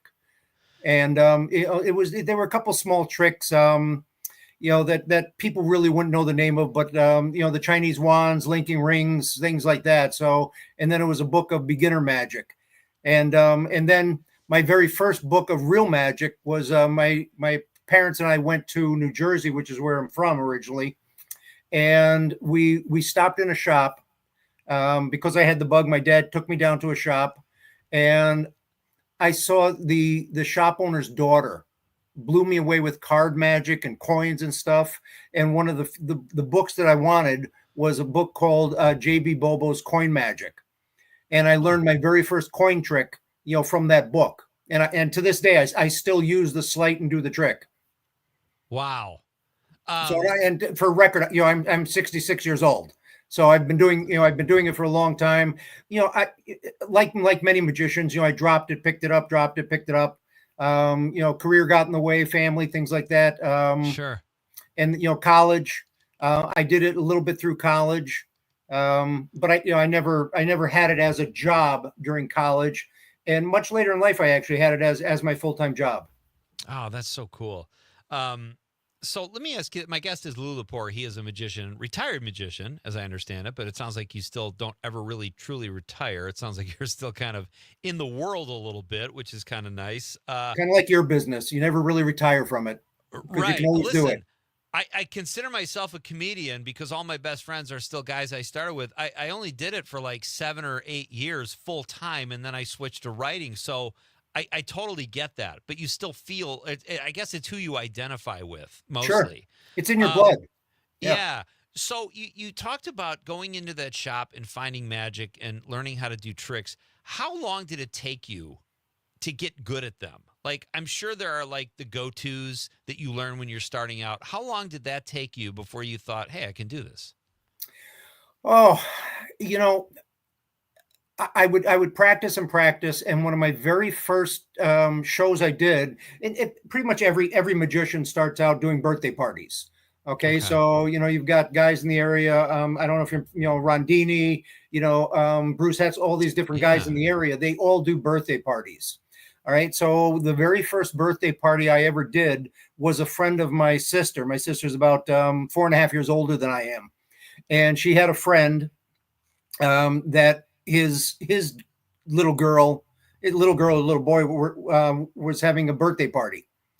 And so, I troop in there with all my, my little stuff, and I'm much younger.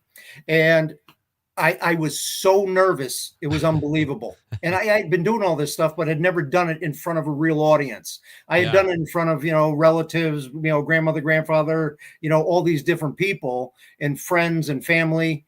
And everybody said, wow, you're really good. But I had never really been in front of an audience that was going to give me, $10 or $5. Right. So, I'm standing in the kitchen, and the first thing the guy realizes is, and everybody, is how much I'm shaking.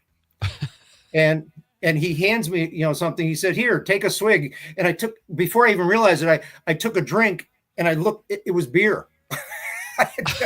So, and you made it disappear. Like I said, I didn't look at what was in my hand. I was thinking, it's soda, water, something like that in my head. And so, it calmed me down, Hey, Lou, let's pick up right there. We got to do the news, and then we'll come back, and I want to hear the end of that, and we'll jump into very good. Houdini stuff. Lou Lepore is here. He's a Northeast Wisconsin magician. We're coming right back after the news. It's Nightlight with Pete Schwaba on the Civic Media Radio Network.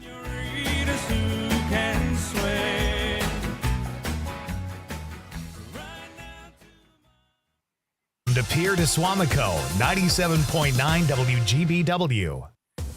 Local radio for you and your community. It's Civic Media's mission with stations across Wisconsin.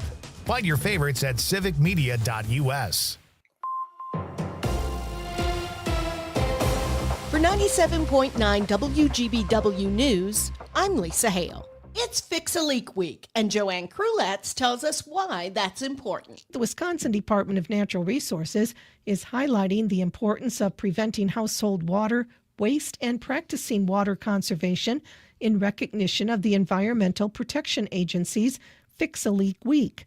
Fix a Leak Week is the perfect time to fix any leaks you've been putting off. Household leaks can waste more than 1 trillion gallons of water annually nationwide, costing consumers millions of dollars. By fixing household leaks promptly, consumers can save water and money and prevent damage to their floors, furniture, and possessions. To make it easy for residents, the EPA's Fix a Leak Week webpage provides guidance on detecting and fixing the most common household leaks. These helpful steps can get you started. Check for leaks in your home, business, or workplace.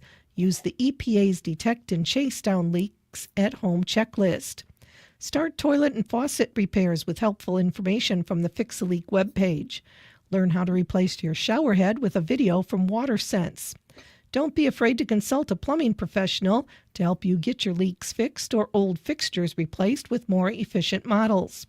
Household leaks aren't the only places where water can be wasted. Large business operations like dairy and agricultural operations can also experience leaks. These leaks can quickly amount to a lot of water, so prompt repair can help businesses save money and boost their bottom lines. For additional information about water use in your home or business, Visit the DNR's Water Conservation and Efficiency webpage. I'm Joanne Krulotz. I'm Lisa Hale, 97.9 WGBW News. For news anytime, log on to WGBW.FM. On your entertainment beat, I'm Pete Schwaba. It's looking more and more like we should all avoid heading to the theaters to see The Alto Nights, where Robert De Niro plays gangsters Frank Costello and Vito Genovese. That's right, he plays both roles. Despite what producers thought was a solid script and Barry Levinson directing, the crime thriller is drawing only 38% on Rotten Tomatoes. Not sure if De Niro playing two roles has anything to do with it, but how hard could it have been to find another actor and not rely on a gimmick? Actress Jenny Slate initially supported her co-star Blake Lively in her sexual harassment complaints against Justin Baldoni. The three actors were all in the film It Ends With Us, where the controversy started. In a recent interview with The Hollywood Reporter, Slate, the star of Bob's Burgers and FX's new series Dying for Sex, says she only wanted to talk about her new show and will no longer discuss anything involving Baldoni, Lively, or It Ends With Us. All this drama will no doubt be a miniseries one day. For more showbiz fun, tune in to Nightlight with me, Pete Schwaba, weeknights from 6 to 8 p.m. on the Civic Media Radio Network. Your news, conversations, and a whole lot of fun. It's all on your local Civic Media radio station or the Civic Media app. I'm meteorologist Mace Michaels. A partly cloudy sky tonight, a low in the upper 20s. Looking mostly cloudy for tomorrow, maybe a shower or two in the afternoon, highs to the upper 40s. Then we're back into sun Saturday, cooler, highs upper 30s to 40. Rain and snow possible Sunday, currently 35 degrees. National Agriculture Week is here. Let's take a moment to bring attention to and celebrate the important role agriculture plays in our daily lives and that our Wisconsin farms play in feeding communities throughout the United States. This message made possible by local American Family Insurance agent Kyle Lang, offering home, farmland, auto, and life insurance. Visit KyleLangAgency.com to request a quote. Insure carefully, dream fearlessly with American Family Insurance agent Kyle Lang. The Todd Alba Show. Let's go to Ollie in the North Woods. Ollie, hiccups or gas, what's worse? Well, I'd like to frame my answer in the form of sports. It depends upon whether you're a passer or a receiver. That's great. Whether you're the passer or the receiver, that's the best line of the day. The Todd Alba Show. Weekdays noon till 2 on your local Civic Media radio station and on the app. Jane Matnair and Greg Bach. We're talking about Trump tariffs as well.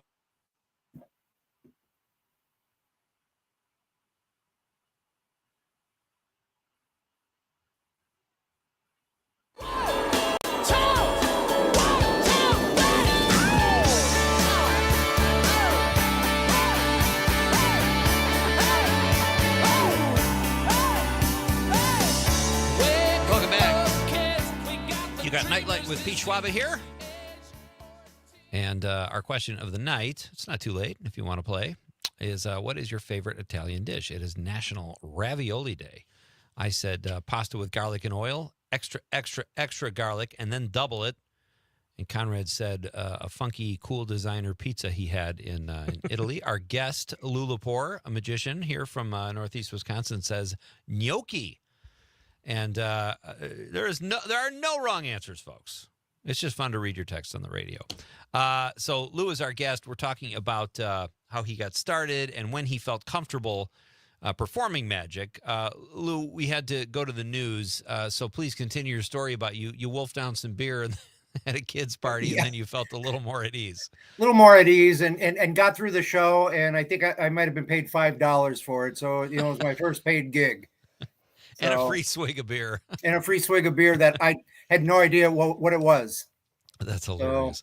I want to give a shout out to Mike Desitel, who introduced us, and he is part of this group you're part of too. Before we get to that, I have one more question. As a magician, when you watch big things on TV like David Blaine or David Copperfield, what are your thoughts on that as opposed to going to a table and doing magic or sleight of hand? Like, do you get excited about big illusions, as David Copperfield used to call them, or are you more of the purist, just kind of smaller tricks? My favorite stuff is the small tricks. So the sleight of hand, the close-up magic, strolling, and also cabaret or club style magic. Yeah. So I don't really, you know, I enjoy the big illusions, but they don't trip my trigger as much as other stuff, because I know what, when I see a phenomenal close-up artist, I know what they've gone through. Like I don't know if you remember the name Ricky Jay. Ricky Jay was a phenomenal card artist. And he grew up in the world of magic and circus freaks and all that stuff. I mean, he could scale cards, and he could use cards as he could throw cards and impale a card into a watermelon. But his sleight of hand was beyond beyond anybody else's. He was phenomenal. I like I used to, when I used to work comedy clubs and there was a magician on the show, I worked with the amazing Jonathan a couple times. Fantastic. And what these guys do, it's more fun for me to say, how the heck did he do that? Whereas I'm watching a huge, like when he made the plane disappear, Copperfield, I'm like, well, there's a camera trick or something involved. Like it's almost too big. You know what I mean? Like Sure. I love the stuff up close that happens that you can't figure out or even know how to comprehend, I guess. Well, it's happening right there. It's happening right in front of you and right under your nose. And as you said, it's not something that's, that's so far removed that, sometimes when you get to a big illusion, like, walking through the wall of China, making the Statue of Liberty vanish, people think exactly what you did. It's got to be a camera trick. But once you have a deck of cards and you're sitting right there with that person and you shuffle the four aces into the deck and then immediately cut all four aces right out of the deck right underneath their noses, that is, it's sleight of hand, but it's still, to me, more magical sleight of hand, more magical magic. Really cool stuff. All right, so let's talk a little bit about, why don't you tell us, Lou, about the organization you belong to? It's Dr. Lynn Minor Ring 398 International Brotherhood of Magicians. I didn't even know this existed. And then we can segue into Houdini from there and the big event coming up. Sure. The International Brotherhood of Magicians is our parent group, and that's a group that that actually is worldwide, the International Brotherhood. So they've got, and when they've got when you've got different local groups that are part of that, you've got what's called a ring, and our ring is Ring 398. It's in Appleton, and it meets at Monty's Magic Theater in Kimberly. Okay, so it meets the second Tuesday and the fourth Tuesday of every month. The second Tuesday we have what's called a jam meeting, and that's just about magic. So people can do anything they want there, at that meeting. They can do cards, coins, mentalism, something that they're working on if they've got something in progress, or they're looking at patter for, a particular trick and they want to talk to the group about it. The fourth, which is kind of the official meeting, which is the fourth Tuesday, is a themed meeting. So you would do cards, coins, rope magic, mentalism. You would do, something that fits in with the theme. Okay. So, wow. And Dr. Lynn Minor, Lynn was actually he was very instrumental in getting us to actually become a ring.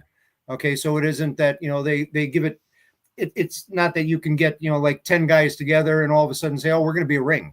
Okay. You have to go through a bunch of different, procedures and, processes with the actual parent organization. And Lynn was the territorial vice president at the time and helped us jump through all those hoops and kind of get everything, get all of our ducks in order and, become an official ring. And we're very, very proud of it and very pleased with him, as far as him doing that for us. That was very kind. Not to get too inside baseball here, Lou, but like when you guys are all hanging out, I remember when I would work comedy clubs, there were comedians, the comics who the back of the room, the other comics loved. Is it that way with magicians? Like when you guys are doing sleight of hand, let's say in front of each other, do you all bring something new to it, or do you all kind of play out of the same playbook? Are you ever in awe of other magicians you're hanging out with? Yeah, there's guys that we hang out with that are that are very, very good. And, some of the guys bring it's always fun to see what, if they bring something new, because then you're like, oh, that was great. That particular slate, I never really thought about using it that way. Where'd you get that? Oh, I got that in this book. This is, by so-and-so. Nice. Okay, so we have this great event coming up here in Appleton at the Appleton Library, March 24th at 4 p.m. Can you tell us about the event? Yes, actually, the time has changed. It's the Appleton Library at 4. It starts at 4:30. So I'm going to actually kind of go off some notes here. What we're going to do is we're going to get to the library at 4:30. They're going to have the official welcome. They're going to have a brief history of Houdini and Appleton's importance. Because Houdini started out here in Wisconsin when he was in Appleton when he was a child. And then what they're going to do is we're going to have two magicians perform, Bruce Hetzler and a gentleman named Rick Moraine. They're both going to perform. And then we're going to, the ring is actually going to donate a book to the library. And then we're going to cut a cake. Nice. Oh, that sounds great. Yeah. Oh, go ahead, Lou. Sorry. No, go ahead. I was just going to say you have some fans listening. AJ from the 608 says, "Hey, Lou, I've always loved magicians, but what's the state of your profession today?" Then she adds, "I feel like I rarely see this profession anymore." That's interesting. And it is sad. There are times when people look at magic as, more of a lesser art, but it's probably one of the oldest performing arts, in history. Okay, it dates all the way back to the 1700s. Okay, when guys were doing the cups and balls, you can actually see depictions of it in very old books, and then there will be descriptions of things. So magic sometimes gets a bad rap. Somebody a lot of people go, "Oh my God, here's the magician. He's going to have me pick a card." Okay. Right. So that's why when I do close-up magic and I do strolling, I try not to have as many card tricks in it or many of the same tricks all the time. I want to show them something different so that we can get a little better perseverance or perception. Perception of magicians. It's interesting you're saying that. I remember when I was in college and I would ride the subway in Chicago, they had these guys that would play the shell game. They'd walk around and they'd ask you for $20 if you can follow the peanut. And they're obvious, it's all sleight of hand.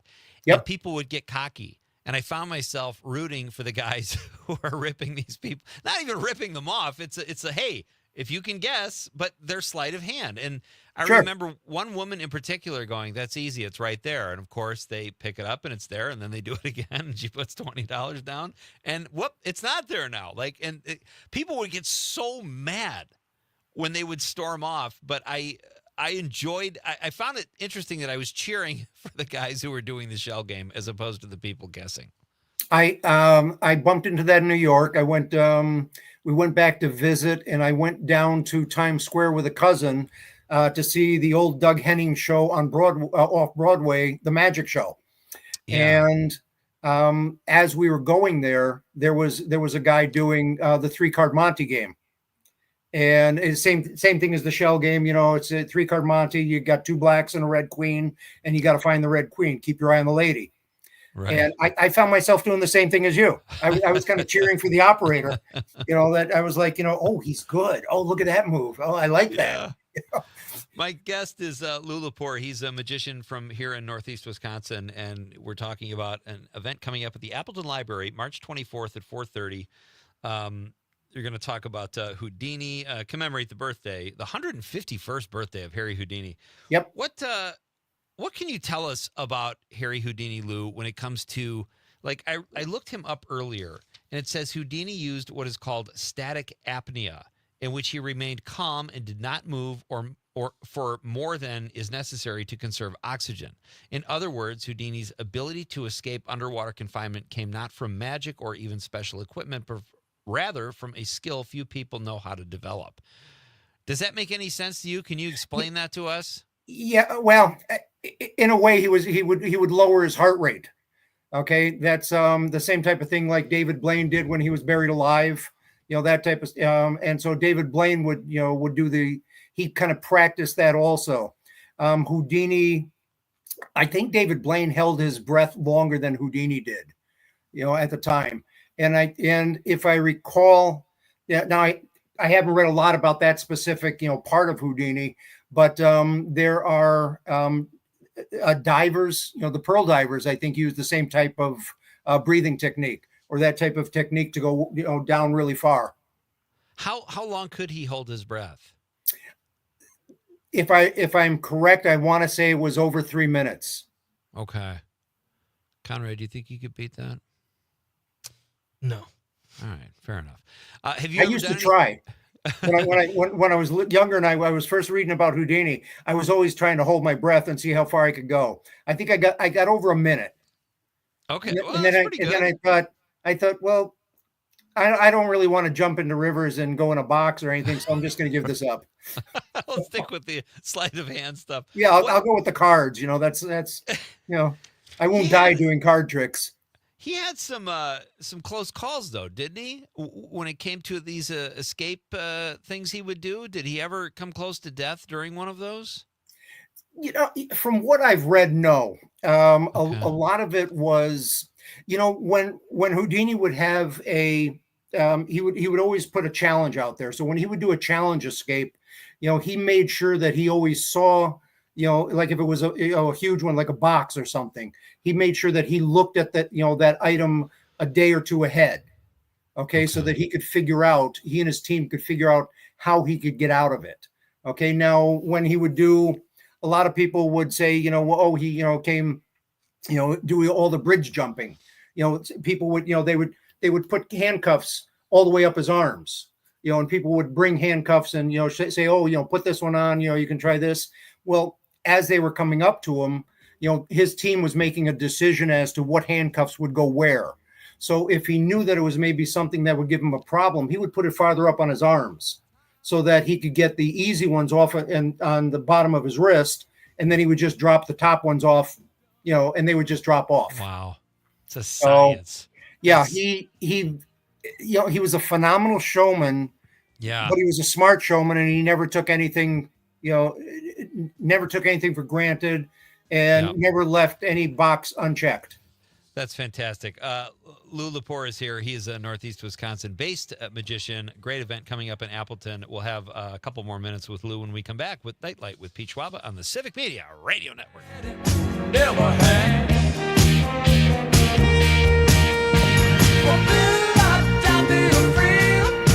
Shine on me. I love it. Shine a light through the eyes of the one left behind. Listening to the Talk of Green Bay, WGBW, home for Matt and Air on Air. This National Ag Week, we salute the men and women of agriculture. Quality Roasting would like to thank everyone involved in farming for their hard work and dedication helping to feed America. With flexible feeding options, Quality Roasting is here to help you explore how high oleic soybeans can fit into your farm strategy and make an impact. Quality Roasting, a local soybean processor since 1991. Call today 920-775-9279 to sell your soybeans. Did you know there's a city in Wisconsin that goes all in on the idea of celebrating St. Patrick's Day for more than a week? Members of the Shamrock Club of New London, about an hour west of Green Bay, lead the festivities, which brings thousands of visitors to the area. But do you know what has officially kicked it all off for more than 40 years? Here's club member Ryan Lanning with the answer. The Monday of our St. Patrick's Week is we always have Leprechaun Day, and the leprechauns are responsible for changing the population sign symbolically from New London to New Dublin, and then they visit various schools and nursing homes, and we bring smiles more than anything, and we like to enlighten our community. That's part of what we're about, and truthfully, I think everybody looks forward to seeing us, seeing the green suits and all the mischief and shenanigans that we like to pull. It's just a great time for everybody. Even the city council votes to make New Dublin the official name for New London this time of year. That is one slice of Wisconsin. I'm Terry Barr for the Civic Media Radio Network. The Todd Alba Show. LA Tom, LA, what do you got for us? We do have a woman problem in this country. There is an issue there that needs to be solved if we are ever to have a female president. Look at Mexico has a president. Margaret Thatcher. I know. It's just all over the world. I mean, you have to remember Margaret Thatcher. They had queens. Well, I mean, we have Lindsey Graham. Come on. Well, that's true. The Todd Alba Show. Weekdays, noon.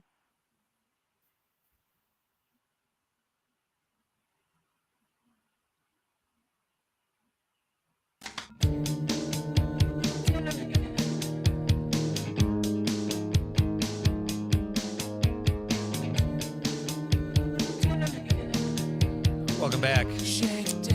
You're listening to Nightlight with Pete Schwaba. Our question of the night was, what is your favorite Italian dish? Tony the Trucker. Love that name. From the 608 says, Pete, hot Italian sausage, peppers, and onions on a good hard roll with melted provolone. Oh. That's the first Italian dish we've heard of all night that did not have pasta.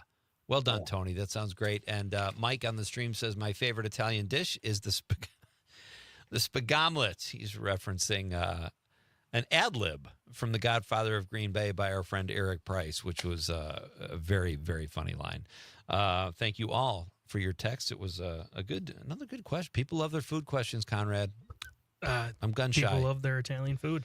Tomorrow on the show, Don Brown from This Week in Waukesha will be here at 6:35, and then I welcome Sean Hanish, the director of Just a Bit Outside, will be here at 7:05, and then we'll have an all-star appearance from Bar Band Friday night after that. So right now we have a few more minutes with our guest, Lou Lepore. He is a Northeast Wisconsin magician, hanging out with us for a while here on Nightlight, talking about a fun event coming up at the Appleton Library March 24th at 4:30 p.m., where they will commemorate the 151st birthday of Harry Houdini. Lou, you said you could do a trick over the stream. How long do tricks take? We got about 3 minutes. Do you think we could bang something out? I could do one real quick for you here. Fantastic. I've never done it on camera, so you got to tell me if you can see everything. And this is the only silk I had, so it's the only bandana. So I'm going to take that, and I'm just going to make a little hole right there, a little well in there. Okay. And I'm going to take this silk right here and place it inside that well. Okay. This is what I do for the kids when I'm strolling around. Okay. I love it. And I ask them on the count of three if everybody can say a magic word. So Pete, Conrad, do you guys have a good magic word you want to say? How about spagomlet? Okay, sounds good. On the count of three, say your magic word. All 1, 2, 3. Spagomlet. Let's see. All right, it's gone. It's gone. I got to give let's give Lou the bell, Conrad. Very well done. So now where is that? Well, I'll tell you what, we'll bring it back, okay? Okay. So all we have to do is snap, and we reach inside. Oh, my gosh. And it comes right back. Oh, man. That's great. Dude, people just eat that up. See, if you were at my table, Lou, and I was eating an Italian dish, I would completely focus on you. I think that stuff is so cool. Honest to God. Well, a lot of time what I do is, is when I work a restaurant, I love working restaurants with kids. Okay. And now I don't mind adults. I can do all adult parties. I've done a lot of, I've done a ton of cocktail parties and corporate parties. And that's, pretty much my specialty is corporate work, as far as corporate strolling magic and club shows for corporations. But I love working for kids. That's great. So I love doing library shows and. Yeah, and kids are full of wonder. You know what I mean? They They're are. not jaded like a lot of adults are. I'm sure there are plenty of adults that enjoy it, but yeah, I totally get that. So this event on the 24th, Lou, before we let you go, let us know how we can find out more information. It's the 24th, at March 24th, 4:30, the Appleton Library, commemorating Harry Houdini's 151st birthday. Where can people find out more information or get tickets if they need them? They do not need tickets. It's open. Okay. It's free, and it's open to the public. All they have to do is call the Appleton Library if they want a little bit more information. But that's pretty much all the information as far as like I said, there's going to be 2 magicians that will be performing. We'll be cutting a cake. We'll be officially recognizing Harry Houdini's 151st birth date, and then we'll be donating a book to the Appleton Library in honor of Houdini, and donating it from Ring 398. And That we'd is love to have fantastic. people show up with their kids so that we can get kids interested. And there'll be information regarding Ring 398 and how the kids can join and become a member of our ring, which, like I said, meets in Kimberly at Monty's Magic Theater. And we'd love to, have kids show up and be able to teach them magic. I love And it. get Lou? this into a new generation. Yeah, great stuff, buddy. Good luck with the event, and don't be a stranger. Let's do this again. This was fun. Thank you. Love to. You got it. All right. Good luck. Break a leg at the Thanks, at the Pete. event, I should say. That's Lou Lepore. Check out the event on March 24th at the Appleton Library. It's free. And Conrad, you know my saying: if it's free, it's me. So that's fantastic. I'd like to also thank, in addition to Lou Lepore, Mike Toomey, and all of our texters tonight. Great job with the text, everybody, and the calls once we get the phones figured out. Brian from Milwaukee gets in under the wire here. He says kielbasa, pierogi, sauerkraut, and stuffed cabbage rolls.